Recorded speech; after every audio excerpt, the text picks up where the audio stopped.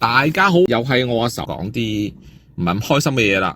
琴日咧喺網上片段裏邊見到咧，就都幾大火，燒到行以後又講火燭啦，即係又有火警發生啦，大家都好似驚弓之鳥啦。一小事就已經好擔心啦，但我都想起下鴻福苑個溫體凱，即係嗰個大埔火災啦，同埋即係呢啲火災嘅問題。首先我哋就即係要自己個人保持警惕啦，即係意識到呢樣嘢係有機會發生嘅，即係我哋平時可能係一個好安全、好 safe 嘅地方，你唔會諗到突然間火燭，突然間2-3分鐘就可以燒到冚晒，第4分鐘你死夠咗。你係咁樣噶，因為你火災好大煙，跟住你已經係逃生唔到啦，只可以等人救啊，匿埋喺廁所度，跟住最後就喺個廁所度就焗死咗。咁大部分人都係呢個階段，咁即係好遺憾亦都好悲哀嘅事嚟嘅。如果你話即係真係遇到啲咁嘅事，所以我哋首先就係要保持警惕啦。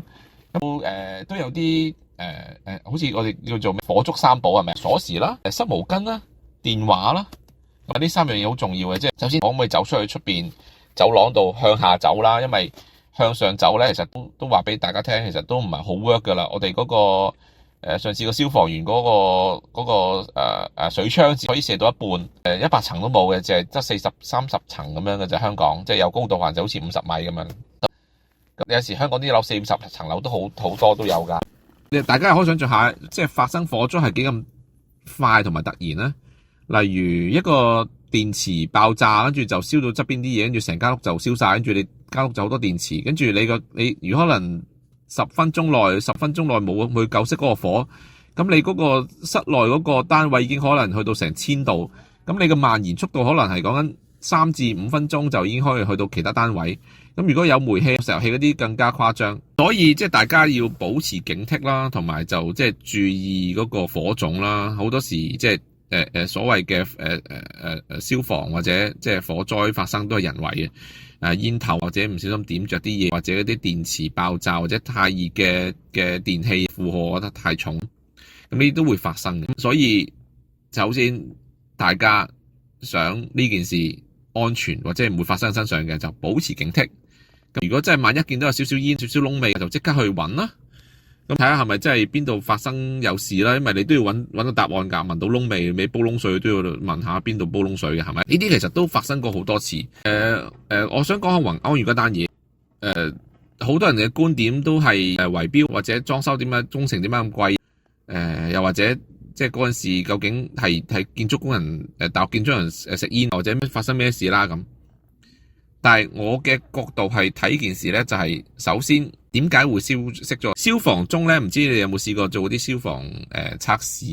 響消防鐘嗰個聲音係巨大嘅，即係佢連一個聾嘅阿婆都聽到嘅，係巨大。都好多時有時嗰啲消防鐘唔明啊嘛，係咪？即係半夜3更突然間響，跟住其實都冇話佢真係唔明㗎咋，或者有啲人咧點下啲煙，跟住啲laser 即係嗰個煙霧頭着咗，佢係未必噴水嘅，但係即刻消防員會到等等。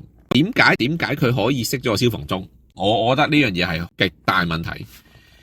我個人少分享啦，我以前我都係一直做呢個行業出身嘅人啦。咁以前我哋可能做嗰單工程，咁消防嗰 part 咧，即係我哋叫做分判商啦吓。大部分咧都會配翻原本做開嗰個消防佬嘅叫，即係都係做消防嘅叫消防佬啦吓。呢個係第一個 point 啦。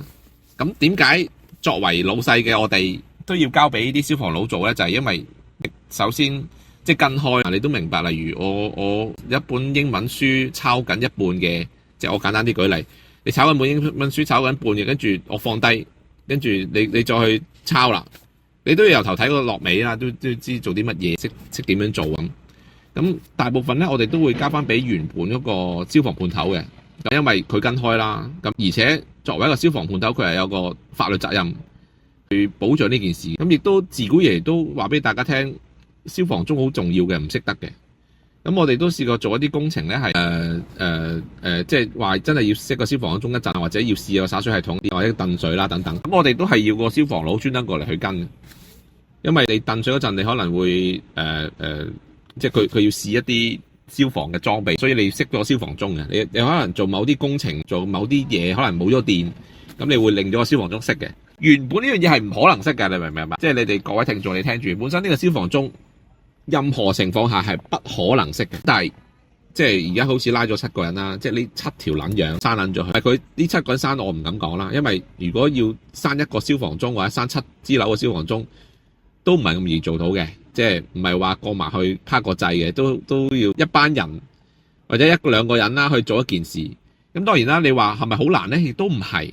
呢樣嘢邊個做到呢？管理處係做到嘅，所以都有傳媒或者有其他輿論就講，即係管理質素好參差啊，都會發生啦。即係咁，我唔係話想去怪責呢個管理員或者管理公司嘅結構，我仍然都係怪責點解嗰幾個做消防嘅工程嘅人可以俾個消防鐘閂，最容許閂咁，呢個係最大問題啦。如果去到圍標或者為到點解工程費咁貴呢？咁我哋可以下個節目再攞出嚟講啦。咁如果你聽到我留言啦，覺得啱聽，有知識、有增長、有增進、有進步嘅，咁就多啲 like and share 啦。咁你嘅少少支持就係我哋嘅多多鼓勵啦。